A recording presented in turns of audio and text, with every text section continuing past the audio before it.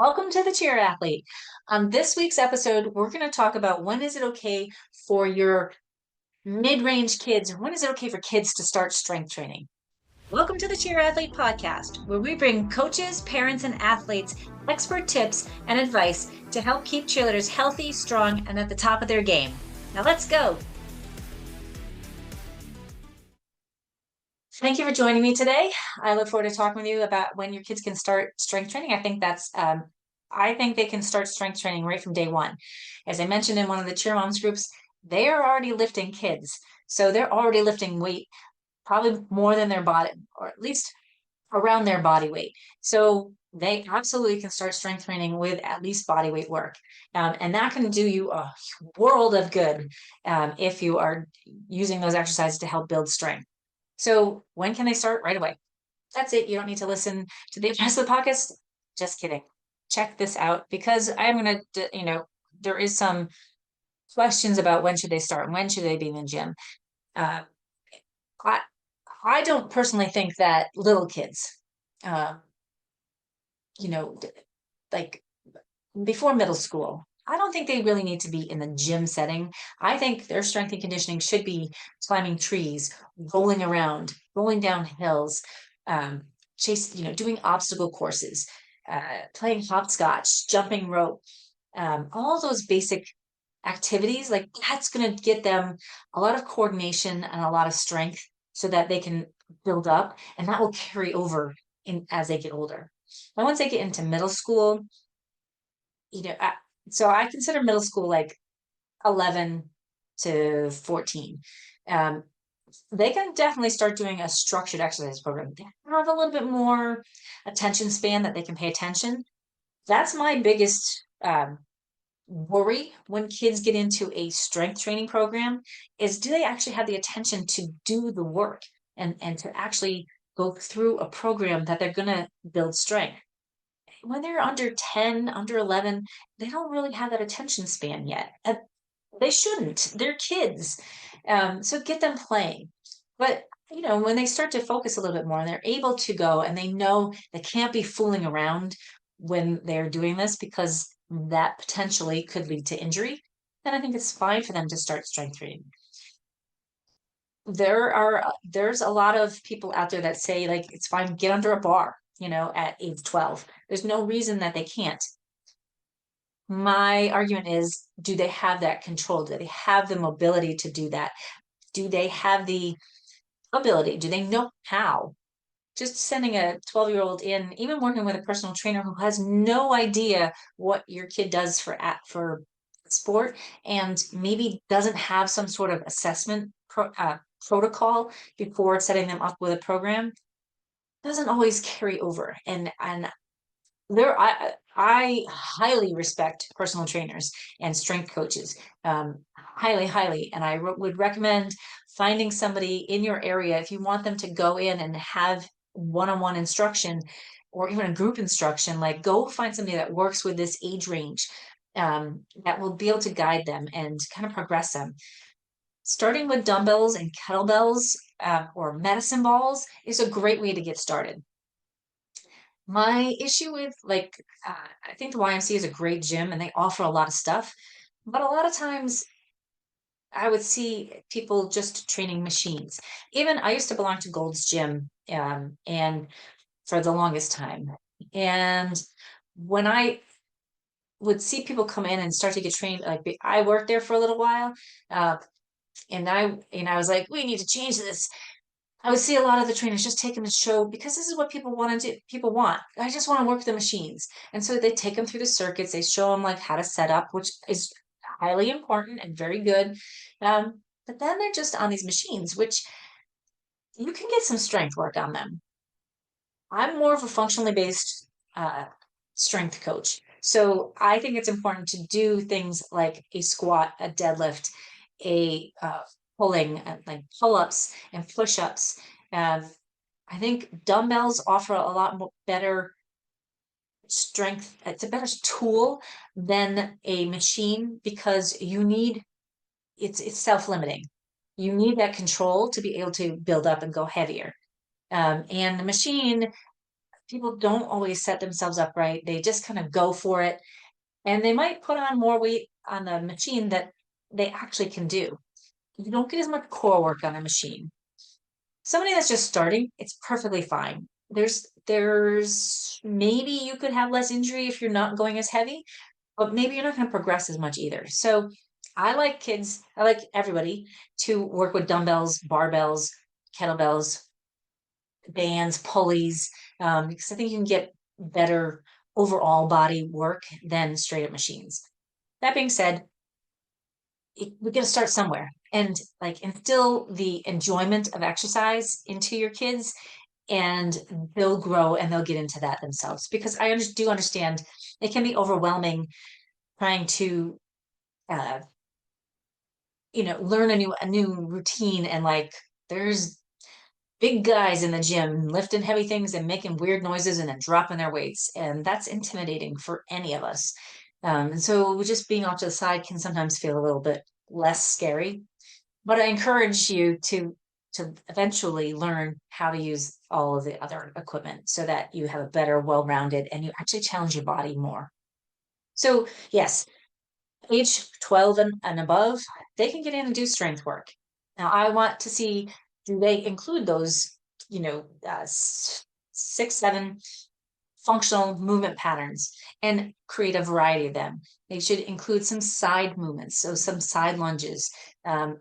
So a lunge pattern, you can go forward, you can go backwards, you can go sideways, and you can go curtsy, that you get some rotational work. And that's going to challenge everything a little bit more. And it works your body in every motion that we need it to work in. Same thing on a squat, same thing on a deadlift. Single leg squats, I talked about in the last episode, that I think that's a really important exercise for all cheerleaders to work their hip and their knee control. And a single leg deadlift is as well. And finding a combination of a 2-leg and a single leg. For myself, there's parameters. I'm not going to have you go pick up a heavy weight off the ground if you can't touch your toes. I'm not going to have you load up a bar for squatting if you can't do a body weight squat with good form. But there's step down motions that you can do, and there's things to build up to that.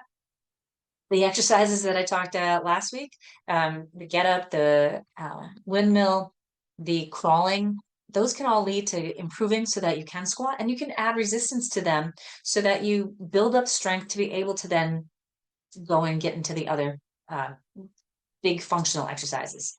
So there's a lot of variations that will lead you there. That doesn't mean that you have to be lifting the heaviest.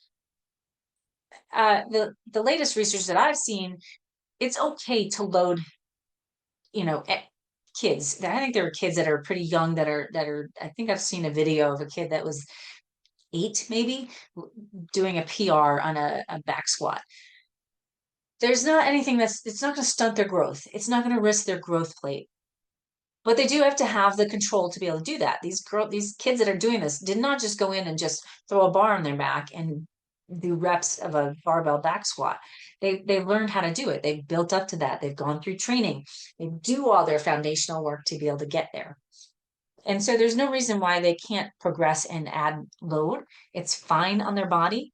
It's just, can your body handle it? And do you have the ability to do that exercise that you're doing, whatever that exercise might be? That's why I stress the movement screen. That's why I think it's important to know what your starting point is, so you know where you want to go. And it's important to train in multiple lanes of motion so that you reduce your strain on your joints and your ligaments, and you build up over time. Strength work does need to happen progressively and periodically. So, we want to run through a program, ramp it up and then ramp it down, kind of build up the weight, ramp it down, build up your reps, and kind of fluctuate through the year. But on a strength basic, getting into the gym, I think it's super important for all cheerleaders to get into a strength routine, whether it's at home, or at a gym. I no longer go to a gym. I have stuff in my home. I do lift usually heavy weights, or I've toned it down a little bit, but I have all that in my house now. But you can do a whole lot of body weight exercises at home that they don't have to go to the gym. Sometimes the benefit there is, one thing I miss about the gym is I used to see people, right? I used to I wasn't hanging out with them outside the gym, but it gave me a sense of community. And I knew a lot of people from the gym that I still keep in touch with on Facebook now. So there is some benefit to going, like whether they go with a friend, and being around other people, it's a lot more motivating. And so I get that 100%. Um, and it's fine. But I think the key takeaway is like, do they have the ability to do it? Do they know what they're doing? And they're not just going and throwing together, a random mishmash of exercises that are, they don't have any purpose for. And are they progressing it over time? 16 plus, absolutely. They're getting closer to the edge of their end of their growth time. They're probably they have a little bit more control. They're definitely more focused. And for them, I don't, there should not be any problem. But again, it's the same thing. If they don't move well, they shouldn't load that movement pattern. So the guidelines are the same for a really young child and an adult. Learn how to move well, know what's missing, put that movement back into it, and load when you can do it with no pain and decent form. I think when we can do that, then there's no limit. And obviously, it's going to depend on the gym that you go to and what their limitations are. Because, most gyms are based around adults, and they don't want little kids running around chaotic. And I think kids, 7 to 10 will start to focus a little bit more. There are some 4 and 5 year olds for sure, but they tend to get distracted because they're kids and it's normal, but that might not be the best place for them. Middle school, they're a little more focused again, have at it. There's not any harm there. And I think it's perfectly fine. I'm not seeing injuries from kids that are in the gym. I'm seeing injuries from kids that are like, I'm going to go to cheer practice. I'm not doing any work outside of here. And they don't have the core stability. They've got back pain because they just don't know their body awareness and they don't have that sense of like where they're supposed to be. And they haven't done any external strength work to be able to train and get there. And, everybody always says, stretching and flexibility. And what do you need for flexibility? If you follow me, like it's not just about flexibility. That's one piece. Mobility is 100% important, but a lot of mobility issues are related to stability issues as well. We need the combination of that to build through strength. And strength training is progressive over time. It should continue throughout the course of their career.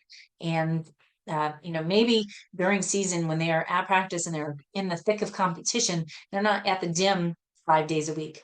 But when they're in the lower intensity phase of cheer, they're not competing all the time. They're not stressing about learning something. They're not perfecting things and going crazy with it and finals and all that stuff.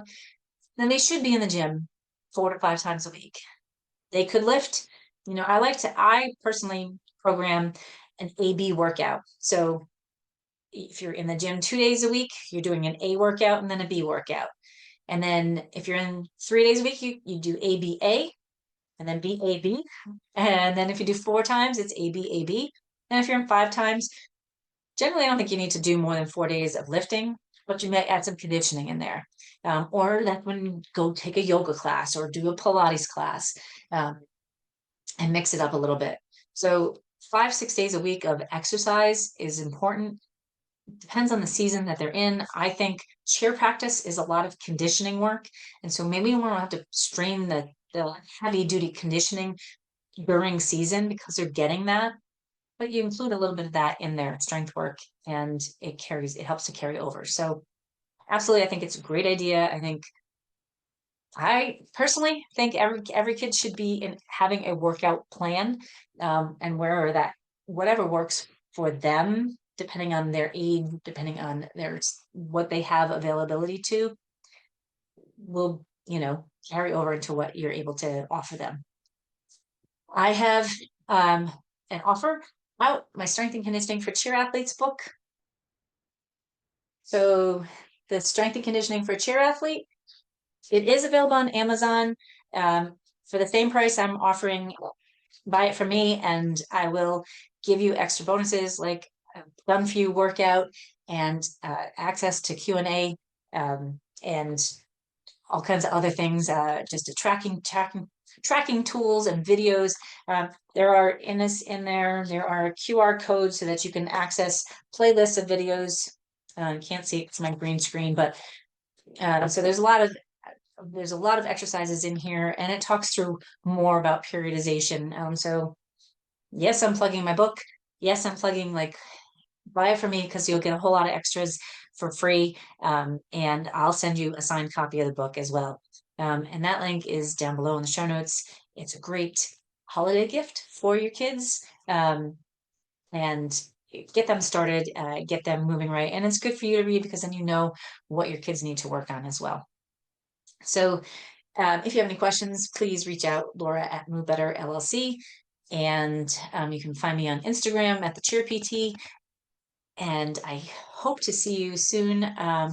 This is coming out the Wednesday before Thanksgiving of 2025. So enjoy. Happy Thanksgiving. Enjoy those Thanksgiving Day games. Like, if you're out and about, like if you're a senior, like your last Thanksgiving Day game and your last high school football game, it's one to be remembered. And I hope you have a lot of fun. I hope that it's just cold enough to keep you moving, but not too cold that you're freezing, and that you can still stunt, and you can enjoy it in the process. And then go home, get warm, and eat all you want.